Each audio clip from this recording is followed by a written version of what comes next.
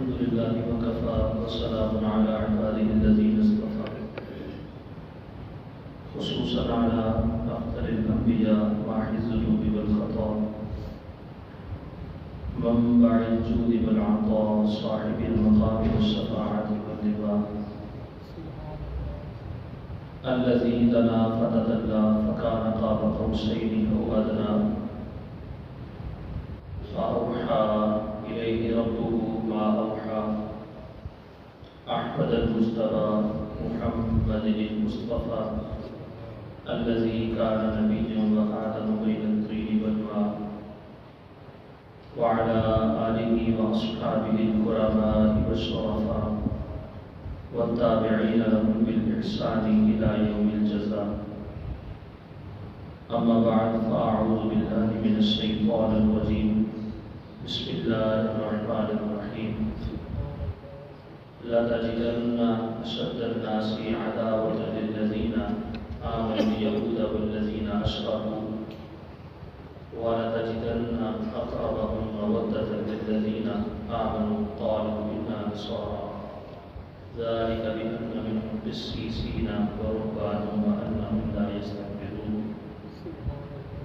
آمنت بالله صدق الله مولانا العظيم وصدق رسوله النبي الكريم الأمين ونحن على ذلك لمن الشاهدين والشاكرين والحمد لله رب العالمين.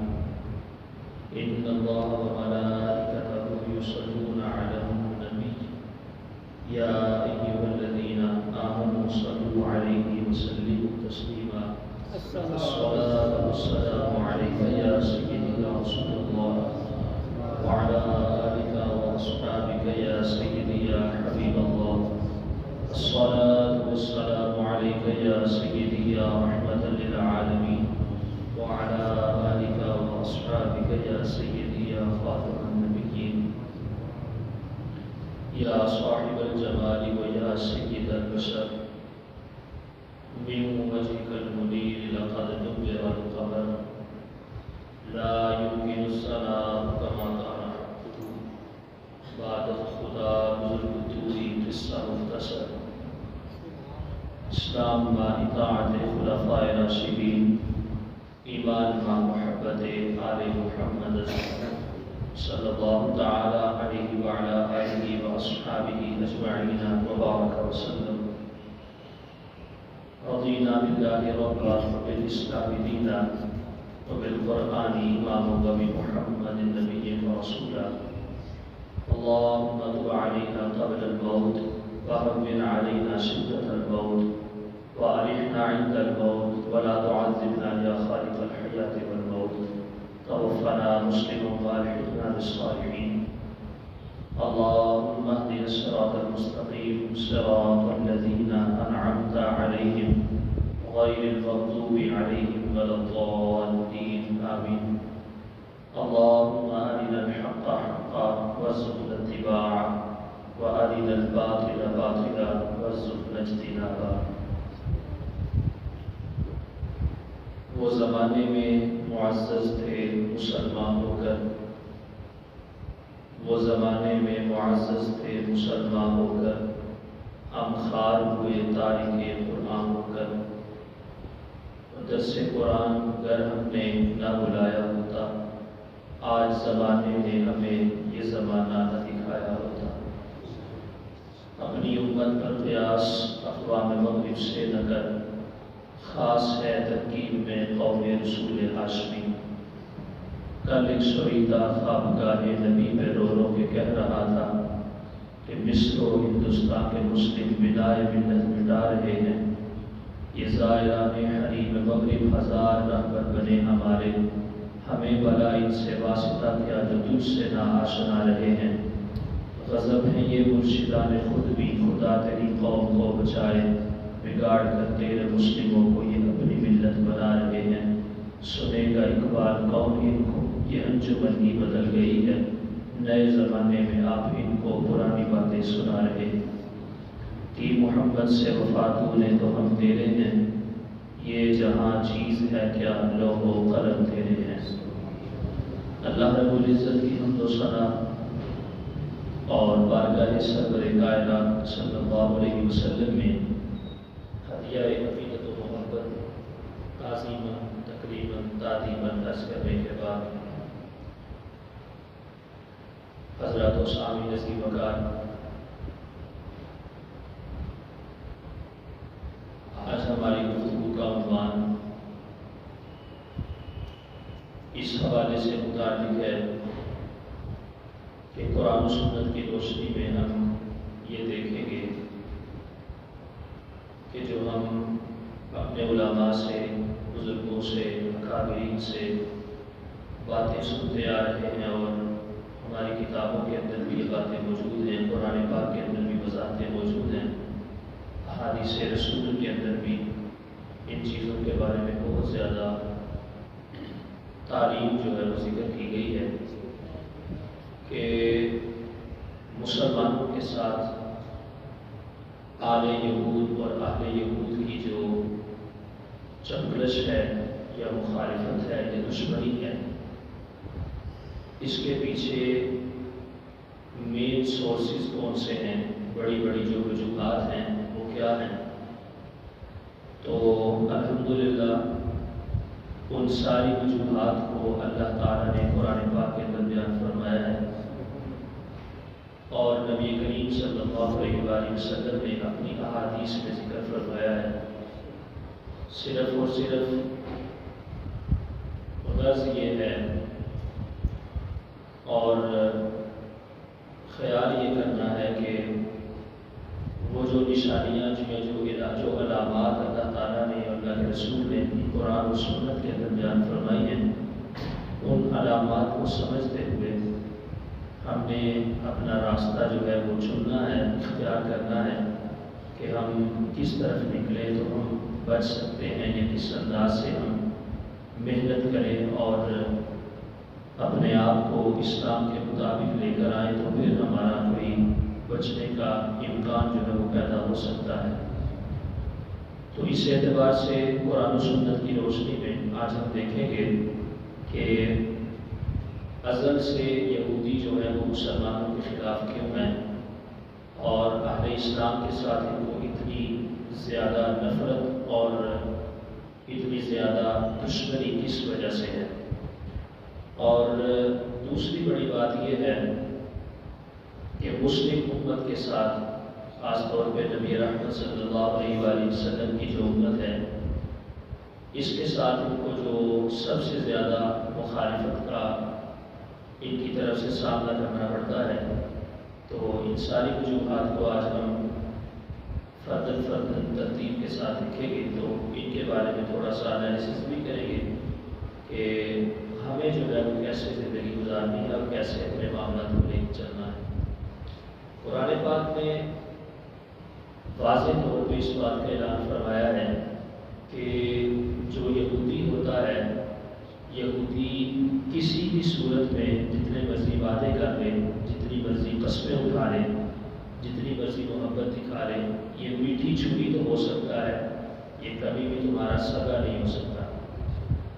اور مختلف مقامات پہ اللہ تعالیٰ نے ان کے اس زہریلے وصف کا تذکرہ کیا ہے۔ ایک جگہ پہ اللہ رب العزت نے ارشاد فرمایا، پارہ نمبر 6 ہے سورہ الوائدہ آیت نمبر 86، اللہ تعالیٰ فرماتا ہے لَتَجِدَنَّ أَشَدَّ النَّاسِ عَدَاوَةً لِلَّذِينَ آمَنُوا الْيَهُودَ وَالَّذِينَ أَشْرَكُوا، فرمایا کہ تم دیکھو گے کہ تمہارے ساتھ اگر دشمنی، چونکہ مخالف جماعتیں تو دو ہی ہیں، یا یہودی ہو سکتے ہیں یا پھر نصرانی ہو سکتے ہیں، جو مین سب سے پہلے نمبر پہ جن کا شمار جو ہے وہ مسلمانوں کے مخالفین کے اندر ذکر ہوتا ہے، چونکہ ہندوؤں کا ان کے ساتھ کوئی تعلق نہیں ہے، یا بدھ مت لوگ جو ہیں ان کا کوئی تعلق نہیں ہے، یا اور ان کے علاوہ جو مذاہب ہیں، شرکیہ مذاہب، مشرکانہ عقائد و نظریات رکھنے والے، ان کا تو ان دونوں مذاہب کے ساتھ کوئی تعلق نہیں ہے۔ لیکن یہ دو مذاہب ایسے ہیں کہ یہ اہل کتاب میں سے ہیں اور مسلم امت بھی اہل کتاب میں سے ہے، ان کو بھی اللہ تعالیٰ نے اپنی کتابیں عطا فرمائی اور امت محمدیہ کو بھی کتاب عطا فرمائی، تو ان کا جو ہے وہ تذکرہ خاص طور پہ ہے، چونکہ یہ گھر کے بیٹی ہیں اور گھر سے یہ مخالف جو ہے وہ نکلے ہیں اور اپنے اندر سے ہی اٹھ کے یہ باہر آئے ہیں، تو ان کے بارے میں اللہ تعالیٰ نے ارشاد فرمایا لَتَجِدَنَّ أَشَدَّ النَّاسِ عَدَاوَةً لِلَّذِينَ آمَنُوا الْيَهُودَ وَالَّذِينَ أَشْرَكُوا کہ تم عنقریب دیکھو گے، بلکہ تم دیکھو اس چیز کو، توجہ کرو اس بات پہ کہ دو مخالف جماعتیں ہیں، ایک یہودی ہے اور ایک نصرانی ہے۔ ان دونوں میں سے سب سے زیادہ شدت والا جو دشمن ہے تمہارا وہ نصرانی نہیں ہے بلکہ یہودی ہے۔ لَتَجِدَنَّ أَشَدَّ النَّاسِ جس کے اندر شدید قسم کی نفرت لوگوں کے لیے پائی جاتی ہے، اور اللہ تعالیٰ نے یہاں پہ لفظ الناس کو استعمال کیا ہے ابتدا میں، لَتَجِدَنَّ أَشَدَّ النَّاسِ عَدَاوَةً لِلَّذِينَ آمَنُوا الْيَهُودَ لوگوں میں سے جو مخالف جماعتیں ہیں، مخالف تو بہت زیادہ ہیں لیکن ان ساری کی ساری مخالف جماعتوں میں سے دو جو مین جماعتیں ہیں، ایک یہودی اور ایک نصرانی ہے۔ تو فرمایا کہ ان مخالف جماعتوں میں سے ایمان والوں کے لیے سب سے پہلی سخت ترین جو جماعت ہے، جو شدت والی ہے، دشمنی کے اندر ہر حد جس نے کراس کی ہوئی ہے اور ہر محاذ کے اوپر جو مسلمانوں کی مخالفت کرتی جماعت ہے، وہ دیکھو گے تو نصرانی دوسرے نمبر پہ آئیں گے لیکن یہودی پہلے نمبر پہ آئیں گے۔ یہ یہودی جو ہے یہ پہلی وہ جماعت ہے کہ جو ہر حال کے اندر مسلمانوں کی مخالفت کرتی ہے۔ لَتَجِدَنَّ أَشَدَّ النَّاسِ عَدَاوَةً لِلَّذِينَ آمَنُوا الْيَهُودَ وَالَّذِينَ أَشْرَكُوا یہودی جو ہے یہ کسی بھی صورت میں اسلام والے بندے کے ساتھ، مومن بندے کے ساتھ، مسلمان کے ساتھ جو ہے اس کا رویہ، اس کا انداز، اس کا طریقہ کار، اس کے برتنے کے معاملات، لین دین کے معاملات یہ کبھی بھی نفع والے نہیں ہو سکتے۔ یہ جب بھی کرے گا ایمان والے کے ساتھ معاملہ، جب بھی کرے گا نفرت والا نہیں کرے گا۔ یہ کبھی بھی محبت والا کوئی اس کی طرف سے بالکل بھی یہ وسوسہ یا اس طرح کا خیال اپنے دل کے اندر پیدا نہیں کرنا، چونکہ یہ تمہارے بارے میں نرم گوشہ نہیں رکھتے بلکہ یہ تمہارے بارے میں سختی والا گوشہ رکھتے ہیں۔ اور اس کے برعکس وَلَا تَجِدَنَّ أَقْرَبَهُمْ مَوَدَّةً لِلَّذِينَ آمَنُوا قَالُوا إِنَّا نَصَارَىٰ اللہ نے فرمایا کہ اگر دو چیزیں ہیں، ایک طرف مخالفت بھی ہے پھر محبت بھی ہے، تو ان دونوں مذاہب کو اگر تم دیکھو کہ اگر نفرت کے لحاظ سے دیکھنا ہوگا تو سب سے زیادہ نفرت تمہارے بارے میں یہودیوں کے سینے میں ہے، اور اگر محبت کے بارے میں دیکھنا پڑے گا تو نصرانی جو ہے وہ محبت میں تمہاری طرف آ سکتا ہے، یہودی محبت میں تمہاری طرف نہیں آ سکتا۔ تم ان کے ساتھ جتنی مرضی چکنی چپنی باتیں کر لو، جتنا مرضی ان کے ساتھ محبت والا معیار اختیار کر لو، اس کی وجہ کیا ہے؟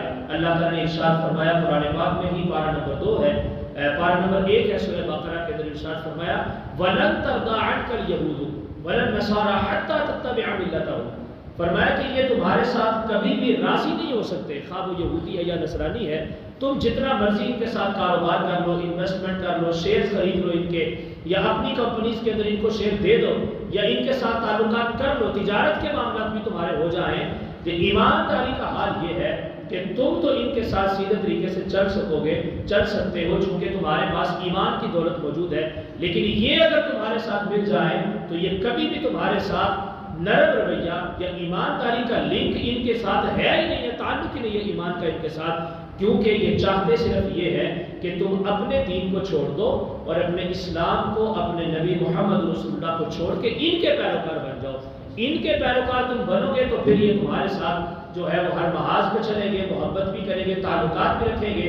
اب یہ سوال یہ پیدا ہوتا ہے کہ جس دین نے، جس مذہب نے، جس اسلام نے، یہ جن تعلیمات نے ہمیں انسانیت کے درجے کے اوپر فائز کیا، ہمیں اچھے اور برے کی تمیز دی ہے، حرام اور حلال کے اندر فرق کرنے کا ایک دستور اور طریقہ دیا ہے، اس دین کو چھوڑ کے ہم ان لوگوں کی طرف چلے جائیں کہ جن لوگوں کا انسانیت کے ساتھ کوئی تعلق ہی نہیں ہے، ہر محاذ پہ یہ انسانیت کے مسائل پہ باتیں کرتے نظر آتے ہیں، ہر محاذ پہ یہ جناب لوگوں کے حقوق کی باتیں کرتے ہیں، ہر محاذ پہ یہ انسانیت کے بارے میں باتیں کرتے ہوئے نظر آتے ہیں کہ جناب عورتوں کے یہ حقوق ہیں، غریبوں کے یہ حقوق ہیں، جناب امیر کا یہ حق ہے، غلام کا یہ حق ہے، امپلائی کا یہ حق ہے، معاملات ایسے ہیں ویسے ہیں، لیکن جب تم ان کے اندر اتر کے دیکھو گے تو تمہیں پتہ چلے گا کہ انسان سوز قسم کے معاملات سب سے زیادہ ان لوگوں کے اندر پائے جاتے ہیں کہ جو انسانیت کے مخالف ہیں۔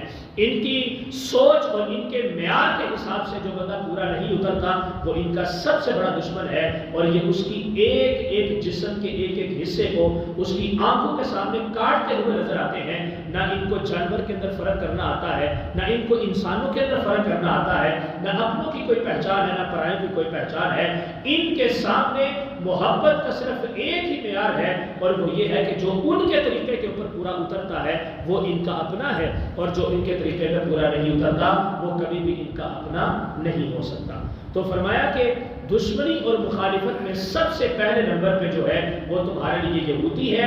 یہ کبھی بھی تمہارے لیے نرم گوشہ اختیار نہیں کر سکتا. اور اگر محبت کی بات تم کرتے ہو تو چلو اتنا ہو سکتا ہے کہ نصرانی تمہارے ساتھ کسی مقام پہ جا کے اکٹھا ہو جائے گا یا تمہارے ساتھ نرم رویہ اختیار کر لے گا, نرم گوشہ اختیار کر لے گا, لیکن یہودی جو ہے وہ کسی بھی صورت میں تمہارے ساتھ نرم رویہ اختیار نہیں کرے گا.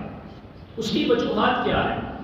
یہ وجوہات سے پہلے تھوڑا سا ان کا احادیث رسول اور قرآن و سنت کے اندر شواہد دیکھ لیتے ہیں کہ ان کو یہ مار کہاں سے پڑی ہے.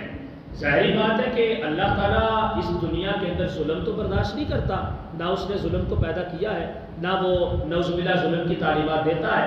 لیکن اس کے باوجود جو لوگ ظلم کر رہے ہیں وہ رب کے مخالف ہیں, وہ رب کے دشمن ہیں, رب ان کو اچھا نہیں سمجھتا. اللہ نے قرآن پاک میں فرمایا اللہ ولی الذین آمنوا یخرجهم من الظلمات الى النور والذین کفروا اولیاءهم الطاغوت یخرجونهم من النور الى الظلمات.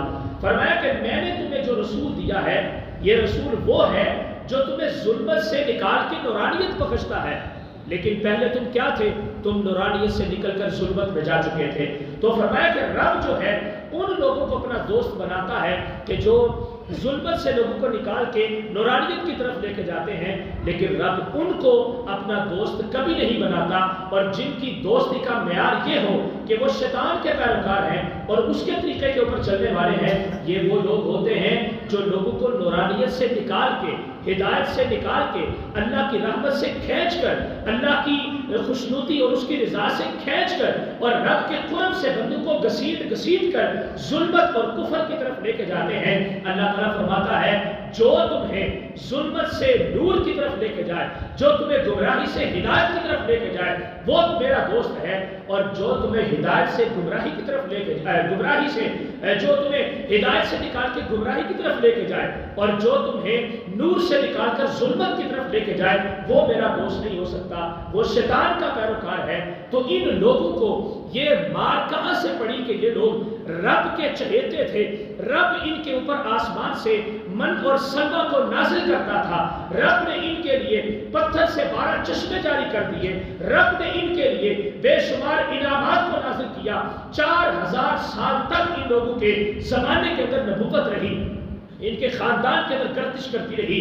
400 سے زائد انبیاء کرام علیہ السلام ان کے درمیان تشریف لائے. اتنا کرم, اتنا فضل, اتنی مہربانیاں, اتنی عنایات کے بار بار یہ گناہ کریں, بار بار ان کو معافی ملے, بار بار یہ گناہ کریں, بار بار ان کو معافی ملے. مختلف قسم کے عذابوں سے ان کو دوچار بھی کیا گیا اور بے شمار رحمتوں سے بھی ان کو آراستہ کیا گیا. لیکن وجہ کیا ہے؟ اس کے باوجود یہ لوگ اتنے سخت دل اور پتھر دل کیوں ہیں کہ انہوں نے اہل اسلام کی کوئی پیروی نہیں کی, اہل اسلام کی مخالفت کی ہے اور لوگوں کو ناکو چلے چبوائے ہیں اور لوگوں کی لکیریں نکلوا دی ہیں, لوگوں کو دشمنی کے اندر, دشمنی کی آگ کے اندر جو ہے ان کو جھلسنے کے اوپر مجبور کر دیا ہے. اس کی وجہ کیا ہے؟ اللہ رب العزت نے پہلی وجہ جو اس بات کی ذکر فرمائی, اللہ نے فرمایا پہلی وجہ یہ تھی کہ یقتلون النبیین بغیر الحق, یہ اللہ کے نبیوں کو ناحق قتل کیا کرتے تھے. ایک تو ہے حقدار کو قتل کرنا, اور حقدار کون ہوتا ہے؟ حقدار وہ ہے جو ظلمن کسی کو مار دیتا ہے, جو ظلمن کسی کو قتل کرتا ہے. اب رب نے مقتول کے ورثاء کو یا مقتول کو یہ حق دیا ہے کہ تم قرآنی آیات اور احادیث رسول کی روشنی میں تم قصاصت سے بدلہ لے سکتے ہو, اور قصاص میں بدلے کے طور پہ شرعی حاجت کے پیش نظر تم کسی قاتل کو قتل کر سکتے ہو. لیکن جو پہلا بندہ ہے جس نے کسی کو قتل کیا ہے, اگر وہ ظلمن قتل کیا گیا ہے تو یہ اسلام کو منظور نہیں ہے, یہ اسلام کی تعلیمات کے مخالف ہے. اللہ رب العزت ارشاد فرماتا ہے انبیاء تو معصوم ہوتے ہیں, ان سے تو کوئی گناہ نہیں ہوتا, وہ تو کسی بھی صورت میں رب کی معصیت کا شکار نہیں ہوتے. اے بنی اسرائیلو, یہ بات بتاؤ کہ تم نے انبیاء کرام علیہ السلام کو جو ناحق قتل کیا ہے اس کے پیچھے شرعی وجوہات کیا تھی؟ کن وجوہات کی بنیاد کے اوپر ان کا قتل تمہارے لیے مباح ہو چکا تھا؟ کس وجہ سے تم نے ان کے قتل کو جائز قرار دیا؟ لیا تو کوئی بھی ایسی صورت نظر نہیں آتی، چونکہ ان کے اندر تو کوئی ایسا گناہ پایا نہیں جاتا، ان کے اندر تو کوئی ایسا عمل پایا نہیں جاتا۔ اس لیے اللہ رب العزت نے دو مقامات پہ ذکر کیا، ایک پارہ نمبر 1 میں اور دوسرا پارہ نمبر 4 میں۔ سورہ بقرہ سورہ آل عمران کے اندر اللہ نے دو لفظ استعمال فرمائے، ایک دفعہ کہا یقتلون النبیین بغیر حق اور ایک دفعہ کہا یقتلون الانبیاء بغیر حق، کہ یہ لوگ وہ ہیں کہ جو اللہ کے نبیوں کو نماز اللہ ناحق قتل کیا کرتے تھے۔ ایک عام آزاد انسان کا قتل، اللہ تعالیٰ فرماتا ہے جس نے ومن قتل، جس نے کسی بھی جان کو ظلماً قتل کیا تو اس نے ایک بندے کو قتل نہیں کیا بلکہ پوری انسانیت کو قتل کیا ہے۔ یہ عام آزاد مسلمان کے قتل کی یہ سزا ہے، یہ عذاب ہے کہ پوری انسانیت اس کے قتل کی وجہ سے قتل ہوتی ہے۔ تو پھر ایک نبی کو، وہ نبی جس کو رب اپنی کتاب بھی دیتا ہے، وہ نبی جس کو رب اپنی شریعت بھی دیتا ہے، وہ نبی جس کو رب اپنا قریبی بندہ قرار دیتا ہے، اس نبی کو ناحق اگر قتل کیا جائے تو بتائیں پھر اس کا جرم پوری انسانیت کے اندر کتنا زیادہ ہوگا۔ تو پہلا وصف اللہ نے ذکر فرمایا کہ ان کے اوپر ظلم کی جو مار پڑی ہے، جو ان کو آخری موقع تک، آخری سانس تک ان کو مغضوب علیہم قرار دیا گیا ہے کہ یہ کسی بھی عالم کے اندر، کسی بھی حالت کے اندر جو ہے یہ میری رحمت کا سایہ نہیں حاصل کر سکتے، یہ ہر وقت میرے غضب کا شکار ہی رہیں گے، ہر وقت یہ میرے جلال کی آگ کے اندر جلتے اور سڑتے رہیں گے، ان کو کبھی بھی میری رحمت کا ایک قطرہ بھی میسر نہیں آ سکتا۔ ان وجوہات میں سے سب سے پہلی وجہ یہ ہے کہ ان لوگوں نے میرے نبیوں کو قتل کیا ہے، اور میرے نیک لوگ کہ جن کے اوپر میں نے ہدایت کا تاج جن کے سروں کے اوپر سجایا کہ تم جا کے لوگوں کو ہدایت دو، ان لوگوں نے ان کے ساتھ ناروا سلوک کیا۔ اس کے بعد دوسرے نمبر میں یہ ہے فرمایا کہ ان لوگوں کو اللہ رب العزت کا غضب کس وجہ سے اس نے آن لیا اور اپنی لپیٹ میں لے لیا، وہ وجہ یہ ہے۔ یہ ساری چیزیں میں اس لیے ذکر کر رہا ہوں کہ تعارف پتہ چلے ہمیں کہ اہل یہود کون ہیں اور کیوں یہ اتنے سنگ دل، جابر اور ظالم ہیں، جن کے اندر نبی پیدا ہو۔ حضرت عیسیٰ علیہ السلام بنی اسرائیل میں سے ہیں۔ حضرت عیسیٰ علیہ السلام مہد کے اندر بچپنے کی حالت میں شیرخوار بچہ ہوتے ہوئے پنگوڑے کے اندر یہ خطاب کرتے ہیں، قال انی عبد اللہ آتانی الکتاب وجعلنی نبیا وجعلنی مبارکا اینما کنت واوصانی بالصلاة والزکاة ما دمت حیا وبرا بوالدتی ولم یجعلنی جبارا شقیا۔ فرماتے ہیں میں اللہ کا بندہ ہوں، اللہ نے مجھے نبوت دی ہے، اللہ نے مجھے کتاب دی ہے، اللہ نے مجھے برکت والا بنایا ہے، میں جہاں پر بھی جاؤں گا میرے وجود کی وجہ سے زمین کے اوپر برکت ہی برکت پھیلتی جائے گی، میں اتنا مبارک ہوں، اتنا کریم ہوں، اتنا شفیق ہوں، اور اللہ نے مجھے جو اوصاف عطا کیے ہیں ان میں سے ایک وصف یہ ہے وَبَرًّا بِوَالِدَتِي، والدین کے ساتھ نیک سلوک کرنے والا مجھے بنا کے بھیجا ہے، وَلَمْ يَجْعَلْنِي جَبَّارًا شَقِيًّا، اور مجھے زمین کے اندر جابر اور ظالم بنا کر نہیں بھیجا گیا۔ بنی اسرائیل کی طرف نبی آئے اور وہ اس بات کا اپنا وصف لوگوں کے سامنے بیان کرے، اور رب کا قرآن اس بات کو ذکر کرے کہ مجھے زمین کے اوپر جابر اور ظالم بنا کر نہیں بھیجا گیا۔ سوال یہ پیدا ہوتا ہے اسی نبی کی قوم ہو، اسی نبی کے ماننے والے ہوں، اسی کے خون میں سے ہوں، تو جناب ان کے اندر یہ جرم اس قدر پایا جائے کہ وہ سر کے بالوں کی چوٹی سے لے کر پاؤں کے ناخن کے آخری حصے تک ان کے جسم کا کوئی ایک ایک بال، کوئی ایک ایک خون کا قطرہ، کوئی وین کا ایک ایک حصہ، جسم کے وجود کا کوئی ایک جز جو ہے وہ ایسا نہیں ہے کہ جو دشمنی سے بھرا ہوا نہ ہو، جس کے اندر رحم پایا جائے۔ ان وجوہات کے یہ سارے کے سارے معاملات کیوں ہوئے، اللہ کے غضب کا شکار کیوں ہوئے، اس کا پہلا جو میں نے آپ کو بتایا ہے اس کی وجہ وہ یہ ہے کہ یہ اللہ کے نبیوں کے ساتھ حسد اور بغض رکھتے تھے، اور حسد اور بغض کی آگ کے اندر اتنے جل چکے تھے کہ انہوں نے معاذ اللہ عام انسان کا قتل کرنا تو جرم تھا، ان لوگوں نے اللہ کے نبیوں کو بھی معاذ اللہ ناحق قتل کرنا شروع کر دیا۔ اس کے بعد نمبر دوسرے نمبر پہ اللہ رب العزت نے ان کو من اور سلوہ عطا کیا، آسمان سے نعمت عطا فرمائی۔ انہوں نے کیا کیا؟ اذ قلتم یا موسیٰ، پارہ نمبر 1 ہے، اللہ فرماتا ہے لن نصبر علی طعام واحد فادع لنا ربک یخرج لنا مما تنبت الارض من بقلها وقثائها وفومها وعدسها وبصلها۔ ان لوگوں کو اللہ نے آسمان سے جنتی کھانا بھیجا، ادھر سے جنتی نعمتیں ان کو بھی اثر آتی تھی، اور جناب سوار سے لے کر جمعرات تک ایک روٹین کے اندر آتی تھی، اور جمعہ کے دن سوموار سے لے کے جمعرات تک جتنی سارے دنوں میں اترتی تھی وہ نعمتیں، وہ ایک جمعے والے دن بہت زیادہ اترتی تھی۔ ہفتے کے دن چھٹی تھی، اتوار کے دن بھی چھٹی تھی، ان کو رب کی طرف سے اس طرح سے انعامات ملتے تھے۔ انہوں نے کیا کیا؟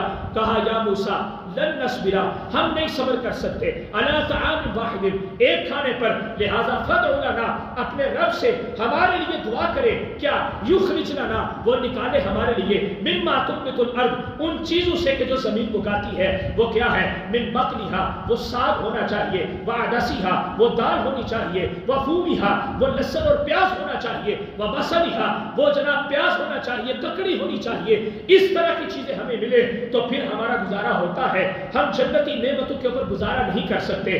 رب کی نعمتوں کا ناشکرا پن اس قوم کے اندر پایا گیا، اور رب کی طرف سے جو آسانی سے چیزیں میسر آتی تھی ان چیزوں کو ٹھکرا کے انہوں نے مشقت والی چیزوں کی طرف خود کو لے گئے، زمین کو پھر چیرنا پڑا۔ اللہ نے فرمایا نکلو اہبطوا مصرا فإن لكم ما سألتم وضربت عليهم الذلة والمسكنة وباءوا بغضب من اللہ، نکلو میرے شہر سے اور جا کر زمین کے اندر کاشتکاری کرو، فصل جا کے بو، محنت کرو، تمہیں پتہ چلے، اور تم یاد رکھنا وضربت عليهم الذلة والمسكنة وباءوا بغضب من اللہ، تمہاری اس ناشکری کی وجہ سے میں تمہارے اوپر ذلت کو بھی نازل کر دوں گا، مسکینی کو بھی نازل کر دوں گا، اور تم ہر وقت میرے غضب کا شکار رہو گے، کیونکہ تم نے میری ان نعمتوں کا ناشکرا پن جو ہے اظہار کیا ہے کہ جو نعمتیں تمہیں میں نے اپنی جنت سے عطا فرمائی ہے۔ یہ دوسری وجہ ہے رب کے غضب کا شکار ہونے کی، کہ رب کی نعمتوں کا ناشکرا پن ان کے اندر پایا جاتا تھا،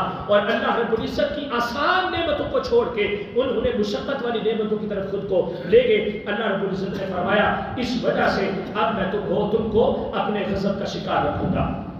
اس کے بعد نمبر 30 نمبر پہ بات آتی ہے کہ ان لوگوں نے مطلب کی خاطر اپنے نبیوں کے ساتھ وعدات رکھے، لیکن جس وقت قربانی کا موقع آیا تو ان لوگوں نے اپنے نبیوں کے ساتھ کیے گئے وعدوں کو چھوڑ دیا، بھول گئے، انحراف کر دیا، وعدہ خلافی کر لی۔ زمانے کے اوپر، زمین کے اوپر جو سب سے بڑی وعدہ خلاف قوم ہے کہ جن کے بارے میں اسلام نے کسی بھی اعتبار سے نرم کوشش اختیار کرنے کا حکم ارشاد نہیں کیا، وہ سب سے بڑی قوم یہودیت ہے۔ یہ یہودی ہے کہ یہ کبھی بھی اپنے وعدے کا پاس نہیں رکھ سکتا۔ سوال یہ پیدا ہوتا ہے آج فلسطین کے اندر یا بیت المقدس کے اندر، ملک شام کے اندر، سیریا کے اندر، لبنان کے اندر، یروشلم کے اندر جو ان لوگوں کا ظلم و ستم جاری ہے، اور جناب خون کو یہ ندیوں کی طرح بہا رہے ہیں، اور اہل اسلام کا خون ہے، چھوٹے چھوٹے بچے، حاملہ عورتوں کے پیٹ پھاڑے جا رہے ہیں اور ان کو بموں کے ساتھ اڑایا جا رہا ہے، ان کے جناب سینوں کے اوپر گولیاں چلا چلا کے ان کو چھلنی کیا جا رہا ہے، ان کے دماغ کو گولیوں سے بھونا جا رہا ہے۔ اس کے پیچھے وجوہات کیا ہے؟ اس کے پیچھے وجہ یہ ہے کہ ان فلسطین کے مسلمانوں نے ان کو اپنے قریب کیا، اپنے علاقوں میں جگہ دی۔ یہ وہ قوم ہے جن کو رب نے ان کے علاقوں سے نکال دیا تھا، لیکن اہل اسلام نے جب ان کو اپنے علاقوں میں چاہے عاریتاً کرائے کے اوپر ہی جگہ دی، لیکن انہوں نے آہستہ آہستہ اس کو اپنی آماجگاہ بنایا، اپنی جناب وہاں پہ رجسٹریاں حاصل کی، زمین کے اوپر قبضے کیے۔ جب ان کا قبضہ اس مقام تک پہنچ گیا کہ ان کو ان کی زمین سے کوئی نکال نہیں سکتا تھا، تو ان لوگوں نے پھر مسلمانوں کے اوپر ظلم کرنا شروع کر دیا۔ اس لیے اقبال نے کہا اپنی امت پر قیاس اقوام مغرب سے نہ کر، خاص ہے ترکیب میں قوم رسول ہاشمی۔ آج ملک پاکستان کا مسلمان بھی جو ہے وہ اس روش کے اوپر چلتا ہوا نظر آتا ہے، میں کلچر اپناؤں گا تو مغرب کا اپناؤں گا، میں تعلیم حاصل کروں گا تو مغرب کی حاصل کروں گا، میں سوچ رکھوں گا تو مغرب کی رکھوں گا، میں نیشنلٹی اختیار کروں گا تو مغرب کی کروں گا۔ یہ ساری چیزیں جو ہیں، جب مسلمان آج اگر فلسطین کے مسلمان ان کے ظلم کا شکار ہیں تو یاد رکھنا پاکستان کے اندر بھی وہ دن دور نہیں ہے کہ جب پاکستان کے مسلمان بھی ان کے ظلم کا شکار ہو جائیں گے۔ اگر یہی طریقہ کار رہا کہ ہم نے ان کے کلچر کو اپنایا، اللہ کے نبی صلی اللہ علیہ وسلم کے کلچر کو چھوڑ دیا، وہ کلچر کہ جس کے بارے میں حضرت عمر فاروق رضی اللہ عنہ تورات پڑھ رہے تھے، نبی کریم علیہ السلام نے دیکھ کر غصے کا اظہار فرمایا، عرض کی یا رسول اللہ صلی اللہ علیہ وسلم قرآن بھی تو اللہ کی کتاب ہے، ہے تو رات بھی اللہ کی کتاب ہے. حضور میں پڑھ رہا ہوں, اس میں کون سا کوئی مسئلہ ہے؟ میرے مصطفیٰ کریم علیہ السلام نے ارشاد فرمایا اے عمر یاد رکھنا اگر آج کے دور میں حضرت موسیٰ علیہ السلام بھی آ جاتے اور وہ اپنی کتاب لے کے آتے, حالانکہ وہ نبی تھے, رسول تھے, ان کو رب نے کتاب دی, شریعت دی, منصب نبوت سے سرفراز کیا, اگر آج کے دور میں بھی وہ آ جاتے تو اپنی کتاب کو پیچھے چھوڑتے, میرے قرآن کے اوپر عمل کرتے اور میری اتباع فرما برداری. جس نبی کی فرما برداری اللہ کے رسول کرے, اللہ کے نبی کرے, جس نبی کی شریعت کے اوپر چلنے کے لیے جناب عیسیٰ دعائیں کرے, جس نبی کی زیارت کے لیے انبیاء جو ہیں وہ بیت المقدس میں معراج کی رات میں حضور کے پیچھے کھڑے ہو کے جماعت کے ساتھ نوافل کی نماز کو ادا کرے, آج اس نبی کو ماننے والا, اس نبی کا کلمہ پڑھنے والا مسلمان یہ کہے کہ میرے نبی کے کلچر کے اندر کوئی فائدہ نہیں ہے, میرے نبی کے کلچر کے اندر کوئی کامیابی نہیں ہے, تو پھر اظہار تعصب ہے. ان لوگوں کو تم اپنا رہنما مان رہے ہو جن کے لیے رب نے قرآن کے اندر غضب کی آیات کو نازل کیا, وہ لوگ تمہارے لیے مشعل راہ بن گئے, لیکن محمد رسول اللہ کا کلچر تمہارے لیے فائدہ مند نہ ہوا. اقبال نے کہا یہ چیز تمہیں تباہ و برباد کر دے گی, اگر بچنا ہے تو اس کا ایک ہی طریقہ ہے کہ محمد سے وفا تو نے تو ہم تیرے ہیں, یہ جہاں چیز ہے کیا لوہ و قلم تیرے ہیں, میرے مصطفیٰ کے جھنڈے کے نیچے اکٹھے ہو جاؤ, اللہ رب العزت تمہیں دنیا میں بھی عزت عطا فرمائے گا, آخرت میں بھی عطا فرمائے گا. اس طرح کی بے شمار جو ہے وہ چیزیں موجود ہیں کہ جن کی وجہ سے یہ لوگ جبر کا اور اللہ کے غضب کا شکار ہوئے. اب میں مختصر سے وقت میں 6 سے 7 پوائنٹ صرف وہ میں عرض کرنے لگا ہوں کہ یہ لوگ امت مسلمہ کے دشمن کیوں ہیں اور کسی بھی حالت میں یہ امت مسلمہ کو خوش نہیں دیکھنا چاہتے. آپ یہ جو بینکنگ سسٹم ہے اس کو ذرا اسٹڈی کر کے دیکھیں. اسٹیٹ بینک کی جو سارے کے سارے معاملات ہیں ان کے اندر 2 چیزیں ہیں, 2 رخ رویہ ہے. مغرب کے لیے رویہ کچھ اور ہے اور مشرقی مسلمانوں کے لیے رویہ کچھ اور ہے.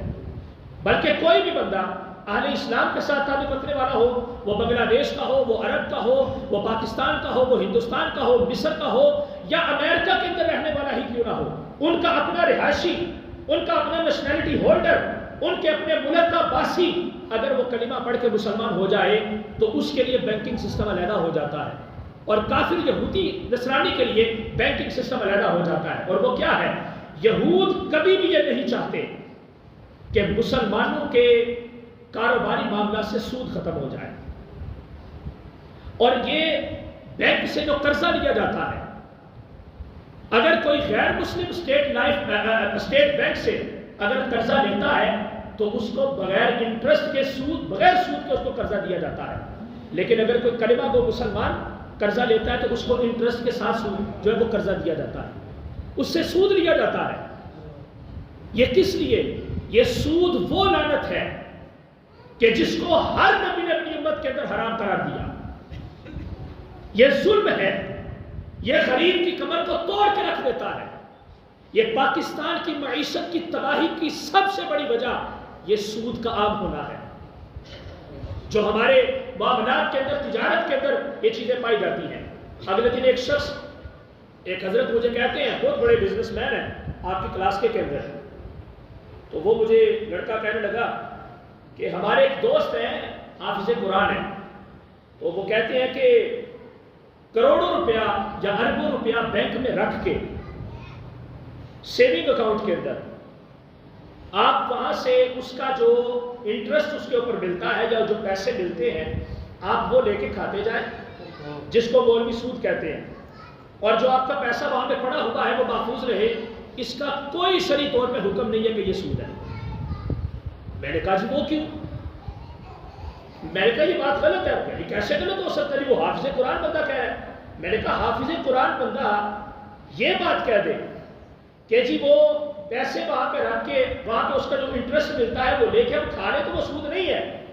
لیکن ایک عالم دین جس نے سر کھپایا ہو دین کی فیلڈ کے اندر, وہ ساری علتیں, ساری وجوہات نکال کے اگر وہ یہ بات بتا دے اور ثابت کرے کہ یہ سود جو ہے وہ حرام ہے اور سود ہوتا ہے یہ اور یہ نہیں کھانا چاہیے, اس کی بات کی کوئی پرواہ نہیں ہے. اپنے الو سیدھے کرنے کے لیے, اپنا راستہ ٹھیک کرنے کے لیے, یہ راستہ ٹھیک نہیں کیا جا رہا, یہ اپنے راستے کو مزید آلودہ کیا جا رہا ہے. قرآن پاک میں واضح طور پہ اللہ تعالیٰ نے یہ سٹیٹمنٹ دی ہے, فرمایا فَإِن لَمْ تَفْعَلُوا, فَأْذَنُوا بِحَرْبٍ مِّنَ اللَّهِ وَرَسُولِهِ وَإِن تُبْتُمْ فَلَكُمْ رُءُوسُ أَمْوَالِكُمْ، اگر تم سود سے نہیں بچنا چاہتے تو پھر اللہ اور اللہ کے رسول کے خلاف اعلان جنگ کے لیے تیار ہو جائے۔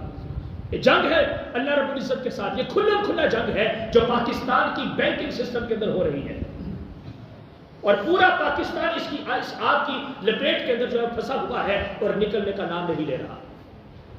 تو یہ سارے کا سارا سسٹم ان کا ہے، اپنے بندے کو وہ قرضہ دے تو بغیر سود کے دیتے ہیں، لیکن کلمہ گو مسلمان جو امت محمدیہ کا فرد ہو، وہ چاہے انگریز ہی کیوں نہ ہو، اس کو جب وہ قرضہ دیں گے تو سود کے ساتھ دیں گے۔ یہ سود بندے کے اعمال اور ایمان کی جڑوں کو کھوکھلا کر دیتا ہے، یہ نیکیوں کو اس طرح سے کھا جاتا ہے، آگ لگا کے کھا جاتا ہے جیسے آگ جو ہے وہ کسی کاغذ اور لکڑی کو جلا کر راکھ کر دیتی ہے۔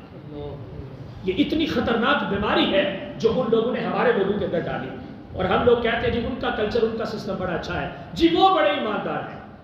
بھائی ایماندار وہ کیسے ہو سکتے ہیں جن کا ایمان کے ساتھ تعلق ہی کوئی نہیں ہے؟ ایماندار تو وہ جس نے ایمان حاصل کیا، جس نے کلمہ پڑھا ہے، جو اللہ اور اللہ کے رسول اور آخرت کے دن کے اوپر یقین رکھتے ہیں۔ ایمان تو یہ ہے، اور جو اللہ کے اوپر ایمان نہ رکھے، آخرت کے دن کے اوپر ایمان نہ رکھے، اس کا ایمان کیسے ہو سکتا ہے؟ یہ تو دو ٹوک فیصلے حدیث کے اندر بھی موجود ہے، قرآن پاک کے اندر بھی موجود ہے۔ بہرحال یہ کلچر ان کا ہم لوگ اڈاپٹ کر رہے ہیں، جو چیز ہمارے لیے انتہائی خطرناک ہے۔ سب سے پہلا جو ان کی دشمنی کا معیار ہے کہ وہ اہل اسلام مسلمان سے دشمنی کیوں کرتے ہیں، بلکہ یہاں پر یہ پہلی شک یہ ہے کہ یہودی صرف مسلمانوں کے دشمن نہیں بلکہ پوری انسانیت کے دشمن ہیں، اور اس کے پیچھے وجہ کیا ہے؟ غرور ان کا تکبر، اور وہ یہ ہے کہ 4000 سال تک ہمارے خاندان کے اندر نبوت رہی، 400 انبیاء ہمارے اندر تشریف لائے، ہم قوم جو ہے اللہ نے قرآن میں کہا ہے، تمہارے قرآن میں یا بنی اسرائیل اذکروا نعمتی التی انعمت علیکم وانی فضلتکم علی العالمین، میں نے تمہیں پوری کائنات کے اوپر، تمام جہانوں کے اوپر فضیلت عطا فرمائی ہے۔ یہ فضیلت اس وجہ سے ہم ساری کائنات سے افضل ہیں، سارے انسانوں سے افضل ہیں، اس وجہ سے انہوں نے اپنے سے نچلے طبقے کے لوگوں کا قتل عام کرنا شروع کر دیا، قتل و غارت گری کا بازار گرم کیا ہوا ہے، اور وہ اس وجہ سے پوری انسانیت کے دشمن ہیں۔ حالانکہ یہ بات غلط ہے۔ یہ جتنے بھی اللہ تعالیٰ نے، یہ قرآن پاک میں 2 مقام پہ یہ بات موجود ہے، اور دونوں مقام پارہ نمبر 1 کے اندر ہے، ایک نصف میں آتا ہے اور ایک جو ہے وہ آخری جو ہے وہ پایہ کے اندر، مطلب کہ آخری رکوعات کے اندر اللہ رب العزت نے ذکر فرمایا ہے۔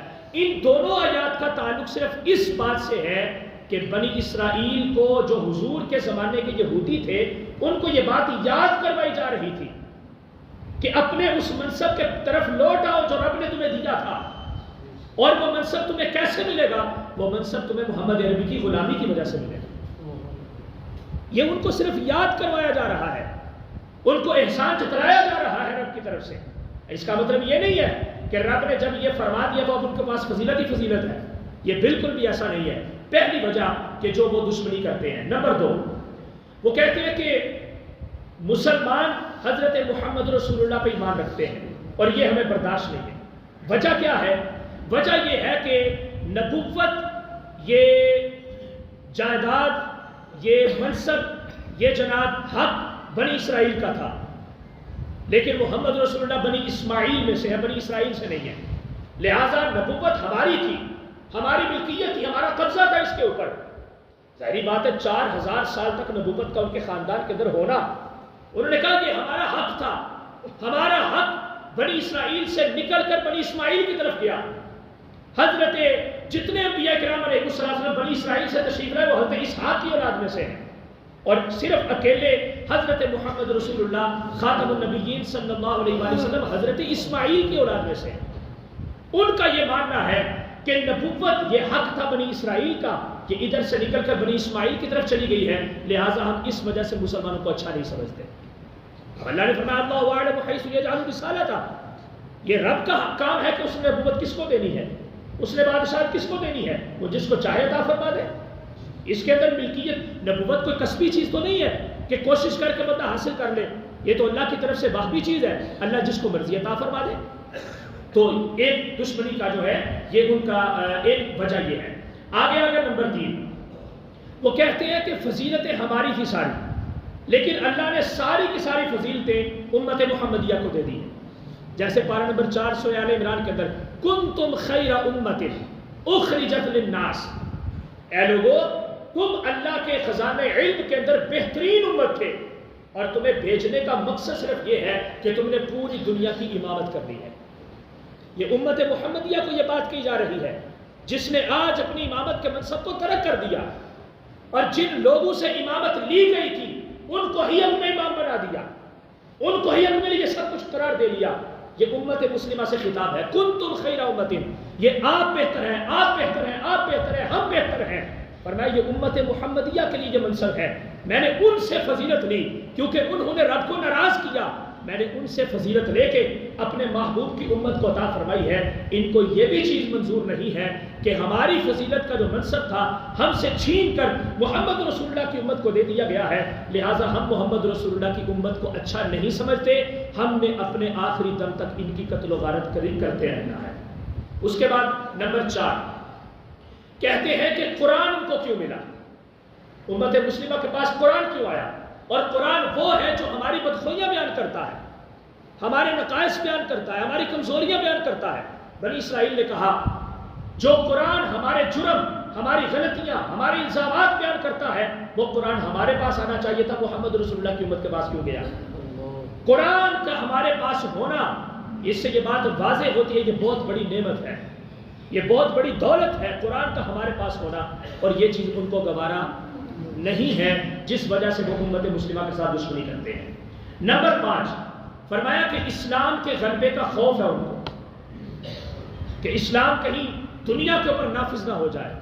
اور وہ اقبال نے کہا تھا، وہ ابلیس کی مجلس شورا تھی نا، اس نے کہا الحذر آئین پیغمبر سے 100 بار الحذر، حافظ ناموس زن مرد آزما مرد آفری۔ ہم نے تو عورت کو، یہ مغرب نے کہا، ہم نے تو عورت کو پاؤں کی جوتی سمجھا ہوا ہے، ہم نے تو اس کو ٹیشو پیپر سمجھا ہوا ہے، ہم جب چاہے عورت کو استعمال کریں، جب چاہے دھتکار کے پھینک دیں، ہم جب چاہے لوگوں کی عزتوں کو اچھالیں، جب چاہے لوگوں کو عزتیں دینا شروع کر دیں۔ لیکن اسلام تو ایسا نہیں کہتا، اسلام تو عورت کی حفاظت بھی کرتا ہے، اسلام تو عورت کو حقوق دیتا ہے، اسلام تو غریب کو حق دیتا ہے، اسلام تو ماڑے لوگوں کو اپنے سینے سے لگاتا ہے، اسلام تو چھوٹے لوگوں کو اٹھا کے بڑے منصب کے برابر کرتا ہے۔ اس لیے کہا کہ اسلام کا نفاذ ہم دنیا میں نہیں ہونے دینا چاہتے، اگر اسلام کا نفاذ ہو گیا تو ظلم ختم ہو جائے گا، اور ہم ظلم ختم نہیں کرنا چاہتے۔ اسلام کے نفاذ کا ڈر اور خوف ہے ان کو، تاکہ اسلام جو ہے وہ یہاں پہ نافذ نہ ہو جائے۔ نمبر 6 وہ کہتے ہیں ایک نہ ایک دن مسلمانوں کے ہاتھوں ان کا قتل عام ہوگا، اور یہ حضور کا فرمان ہے۔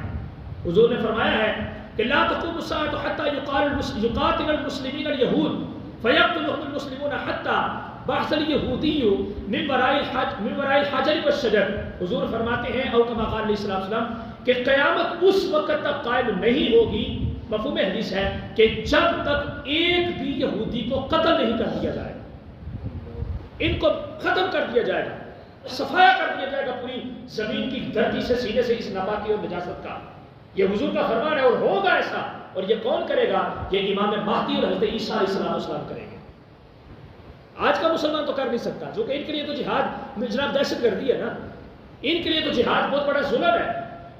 وہ ظلم کرتے جائیں تو ان کو کوئی دہشت گرد نہیں کہتا، لیکن ایک مسلمان اگر جہاد کی بات کرے تو اس سے بڑا ٹیررسٹ کوئی نہیں ہے، اور اسلام ٹیررزم کا درس دیتا ہے۔ تو یہ کام حضرت عیسیٰ کریں گے، حضرت امام مہدی کریں گے۔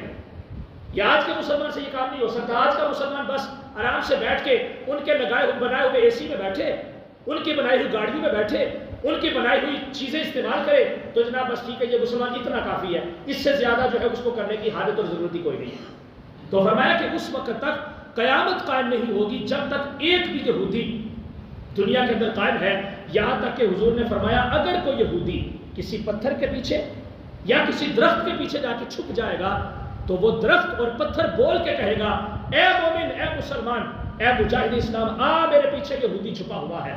یہ مسلم شریف کی روایت ہے، میرے پیچھے یہودی چھپا ہوا ہے، لہذا اس کو آ کے قتل کرو۔ یا یہ لفظ یا مسلمو یا عبداللہ ھذا یہودی خلفی فتعال فاقتلہ، آؤ میرے پیچھے چھپا ہوا ہے، اس کو آؤ آ کے قتل کرو.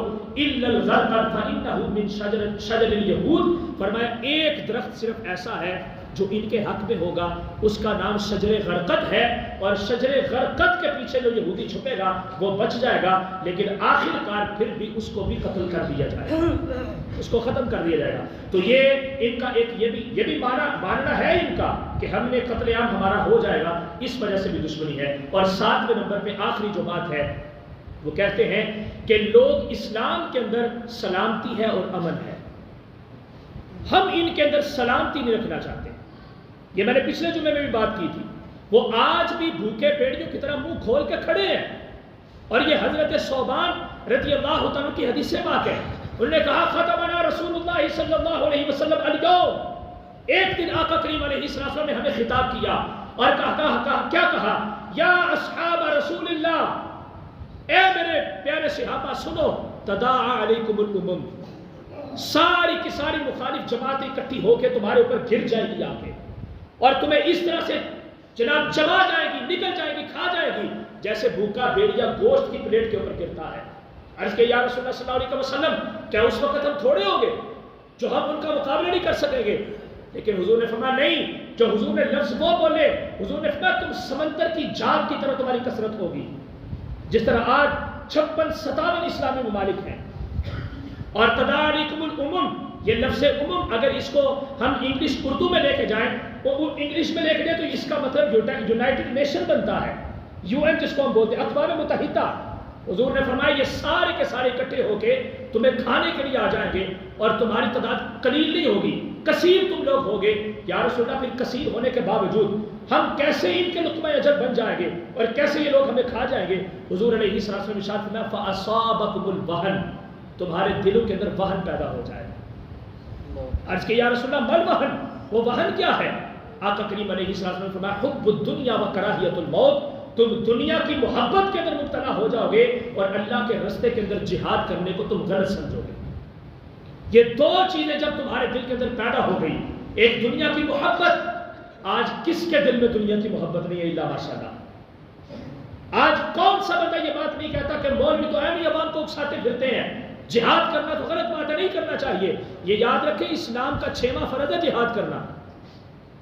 اور کئی ساری روایات جو ہے وہ کتاب المغازی حضور کی اٹھا کے دیکھیں، آقا کریم علیہ السلام نے کئی ساری روایات جو ہیں جہاد کے متعلق ذکر فرمائی ہے کہ جب ہوگا تب دنیا کے حالات کیا ہوں گے اور جب نہیں ہوگا تب دنیا کے حالات کیا ہوں گے.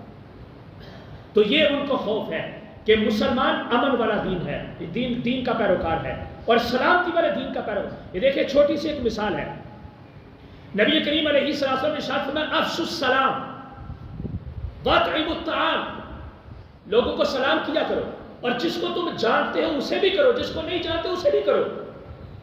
اب یہ امن کی بات ہے یا ظلم کی بات ہے؟ امن کی بات ہے. اور پھر اس سے بڑی بات میں کہتا ہوں السلام علیکم آپ کو، تو وہ کیا ہے؟ بھائی میرے بھائی تو مسلمان ہے، تو میری طرف سے تیری عزت بھی محفوظ ہے، تیرا مال بھی محفوظ ہے، تیرا گھر بھی محفوظ ہے، تیری جان بھی محفوظ ہے، تیرے بچے بھی محفوظ ہیں، میری طرف سے تمہیں کوئی نقصان نہیں ہوگا. اور بدلے میں آپ جب مجھے کہتے ہیں وعلیکم السلام تو آپ کی طرف سے بھی وہی وعدہ میری طرف آتا ہے. اب جس وقت سلام کے اندر امن ہے، اس کے اندر حفاظت ہے، اس کے اندر پروٹیکشن ہے، اس کے اندر ایک دوسرے کو اپنے سینے کے ساتھ لگانا ہے اور محبتیں قائم کرنا ہے. اب یہ چیز تو مغرب کو برداشت نہیں ہوتی نا. انہوں نے تو کہنا ہے کہ ان کا امن تباہ ہو جائے. یہ فرقے کہاں سے بنے؟ یہ جماعت تبدیل کہاں سے ہوئی؟ یہ مختلف مساجد، مختلف عبادت گاہیں، مختلف قسم کے رویے کہاں سے پیدا ہوئے؟ یہ اسی مغرب کی پیداوار ہے.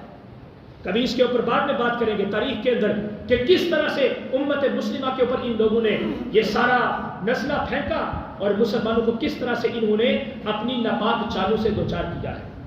تو اقبال نے کہا کل ایک شریدہ خوابگاہ ہے، نبی پہ رو رو کے کہہ رہا تھا. میں انہی اشعار میں اپنی بات کو مکمل کرتا ہوں. کل ایک شریدہ خوابگاہ ہے، نبی پہ رو رو کے کہہ رہا تھا کہ مصر و ہندوستان کے مسلم بنائے ملت مٹا رہے ہیں. یہ زائران حریم مغرب ہزار رہبر بنے ہمارے، ہمیں بلا ان سے واسطہ کیا جو یا رسول اللہ تجھ سے نہ آشنا رہے ہیں.